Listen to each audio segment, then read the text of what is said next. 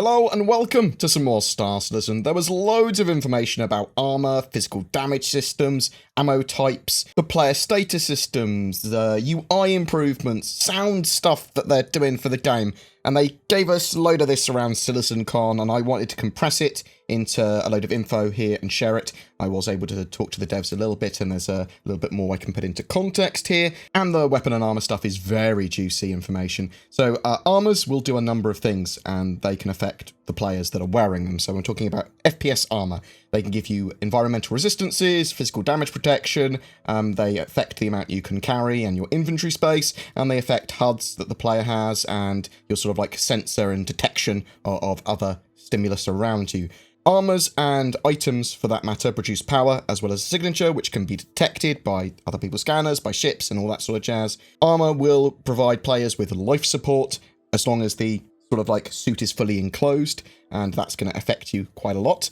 They will affect a player's movement speed as well as a player's stamina, which will receive some work soon, the stamina system. You'll also be able to choose different types of armor for each body part, and some armors might work together very well or be designed and focused on a particular item or another piece of armor that works together particularly well with it. But some sort of like armor sets or sort of pieces of armor might not work together at all, so bear that in mind. There's going to be a load of customization and options there, but you're not going to be able to fully mix and match everything you want, because some things just won't fit. Some things will have power requirements and that sort of stuff. Armor can also have different subcomponents in certain slots as well, based on the armor, and that would give your armor different modifiers and protections, potentially allowing you to have some extra inventory space, but you lose durability of your armor, or maybe you lose your inventory space but gain some extra speed. With item and armor choices, you'll be able to specialize into mining, exploring, scouting, being a field medic, being a support class, various types of ground infantry. There's a huge amount that you're going to be able to do with this, and it can be sort of like a multi-role, whatever you want to sort of focus into. There will be some very specific combat versus utilitarian armor pieces, and some very specific sort of like environmental pieces protecting you from harsh environments. You'll see some armors for carrying loads of cargo, or being able to have like big EVA backpacks so you can have a load more fuel, or lots of oxygen capacity, that sort of stuff. Armor and clothing at a glance will give you a good idea of what a player is focused at and their thermal protections, what sort of gear they might be running, so you can just look at it and go, oh, that's that type of armor. That means that they're likely to be able to survive on a hot planet, and they are likely to have a load of combat gear. Also, running around in your boxers is preferable to running around in full anti-cold gear when you're on a hot summer planet, but less advantageous on microtech where it's very, very cold. Environmental data is handled by the room system, which can individually look at atmospheres in rooms, a building, an entire biome, a planet, or in space, as well as a player's suit of armor, assuming it's sealed, and then that's considered its own atmosphere as well, that the sort of like room system will look at for environmental data. Armor covering each location will be important, as some may have different resistances and operating ranges. We will start to see more of this type of gameplay coming in with the Actor Status System version 1, and new armors coming in with Alpha 3.9, so this is Q1 2020. We'll also have some food and drink being factored in for the light survival mechanics. Our FPS armor will get wear and damage just like ships. You'll see visual signs of wear and use of gear based on where the gear is being used. You might see water droplets or rust or condensation or ice on your visor, all based on where you are. Weapons-wise, the game, just like its armors, has weapons made by different manufacturers. Weapons typically come from a basic archetype, something like shotgun, SMG, rifle, pistol, sniper, etc. But the manufacturer will vastly change based on how the weapon performs. There are some more exotic and unique weapons too, like the salvo frag pistol and the railgun. There's also going to be like a microwave gun, basically. Attachments allow weapons to handle and fire differently, as well as adding things like scopes, so you can actually have some more utility with your weapon. Weapons will deal a damage type, or at least the projectiles will, and that's going to typically be in a few different categories. Physical with ballistic weapons, energy with laser, plasma, electron and tachyon, distortion with EMP damage, chemical or radiation with gamma damage or poison damage coming in the future. Some weapons will be able to change ammo, so you should see various types of ballistic available for SMGs, including less than lethal rounds, for example. We also know that there's going to be various types of grenade, for example, and some of these are for utility, like flashbangs and concussion grenades for 0G, stuff like that. So they might not deal direct damage or anything, but they are going to have a use. Each damage type will typically have modifiers, and armors will have resistances to them. Lasers fire quickly with low damage. Plasma has sort of like a dot and could deal more damage the more you get hit by it. Electron has an EM effect and can stun. Tachyon will likely be very accurate and hit scan type weapon. Distortion can damage and disable components, assumedly without actually damaging them permanently. Chemical or radiation damage is likely to poison you. This is also going to be part of the physical damage system that ships are part of too, and weapon damage will affect the area it hits based on the hull, the armor, any items, and the exact location. So you can individually destroy items, I think is the idea there. Using the right weapon or armor for the right task and to counter each other is going to be incredibly important, and we could see potentially weapons and items literally being destroyed or damaged or not operating if you get a precise shot in with enough damage. I'm very much looking forward to the physical damage system coming in, allowing us to damage more appropriately ships and armors based on where we hit and that sort of stuff. That's going to be very cool, but obviously they need a lot more of the animations and the network code and stuff like that to support it as well. UI-wise, so there is a huge amount of improvement that UIs in games sort of need. When it comes to weapons, I suppose we'll move over and segue from that first. So weapons are all going to have their own unique brands and UIs based on those brands.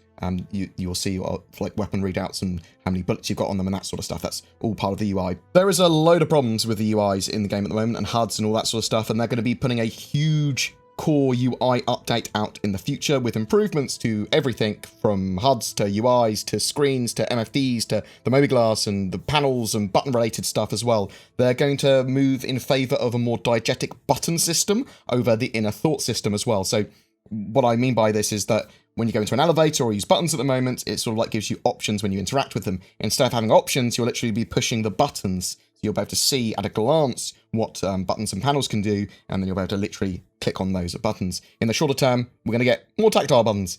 They want players to be able to use buttons on a lift or fiddle with their mobiGlass, and for other players to see what that other player is doing. So you can literally look over someone's shoulder and see what they're looking at on their mobiGlass, or they can see what button they just pressed on the elevator. This is a major challenge, but they're working on it. Obviously, they do have unified first and third person stuff, and it's not faked. So they have to do some complex stuff of us being able to see animations of people pushing buttons and information from other people's mobiGlasses actually being conveyed to the server, I suppose. Different gear, ships, and brands, as I said, will have their own styles of UI as well. Some sound stuff from the sound panel at CitizenCon as well. There isn't supposed to be sound in space, but Star Citizen focuses on fun and action and rule of cool over some of the more realistic elements, I suppose, in real life. It is a game after all, and feedback on where threats are and where your ship is damaged, or if one of your engines is struggling, is all part of game systems that make games more enjoyable typically. The in-law reason, however, for hearing sounds in space is that your gear or cockpit is giving you a sound simulation, basically positional audio and sounds in space, so that you are getting feedback based on what's going on. However, you can turn all of this off in the future, so if you are a hardcore simmer, then you can make the game more sim for you. Sound systems are now much less resource heavy when it comes to CPU and usage and RAM usage and stuff, and they have been decoupled from graphical effects, which means that they can do more with them, and we should see less problems because they're not directly tied to like an effect going off or whatever. They can be played separately. You'll see groupings of sounds associated with manufacturers, biomes, locations, and brands.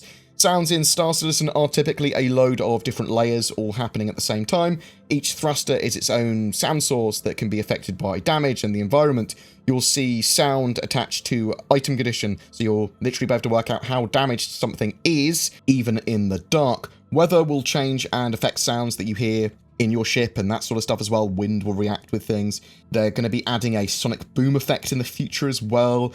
They will have sound focusing on certain situations that you're in. So if you're getting targeted by a ship or if you're getting hit, more important sounds will be focused so you can hear them, and that has other sounds that are less important turned down. At least that's the idea. But what do you think? Are you excited by some of the armor systems and all the different damage types and potential weapons we could see in game? What was your favorite CitizenCon panel? I will chuck all the actual original links to those full panels down below and my CitizenCon playlist next. Whatever your thoughts, I'd love to hear from you in the comments below though. Every month we have a Star Citizenship giveaway for December, and to celebrate 2019, we are giving away a Carrack, the mighty explorer ship. It does also come with that Pisces and the Urza Rover too. To be in for a chance of winning that, all you need to do is comment on any of my videos made during this month of December. Only one of your comments counts per video. Full details down below. A quick bit of shilling as well. Shadow provide remote access to high-spec gaming PCs as a subscription service, so you don't need to maintain your own gaming PC. You can leverage the power of your internet to turn your phone, tablet, laptop, or home PC into a monster. They are taking pre-orders for their new hardware configurations, scaling for 4K gaming, up to 32 gigs of RAM, and a GeForce Titan RTX, which I am very much looking forward to playing Star Citizen on. Links below, and use the code BoredGamer to get a discount. There is also an additional offer if you are in the US as well, that you get basically 50% off, and you can even use my BoredGamer code on top of that as well for additional discount. I also use NordVPN, which I've decided to continue to support, as they appear to have one of the best VPN services currently available at an affordable price. If you're looking for a VPN, consider them. Links below. Thank you so much for watching my video to the end. If you would like to share my video, comment, subscribe, like, all that sort of jazz, ring the bell, that all helps content creators. Also, if you want to further support the channel even more, there's Patreon, there's direct donation, there's the YouTube join button as well, which gives you access to some more sort of like exclusive content from me. Thank you very much for watching. You take care, and I'll see you in the verse.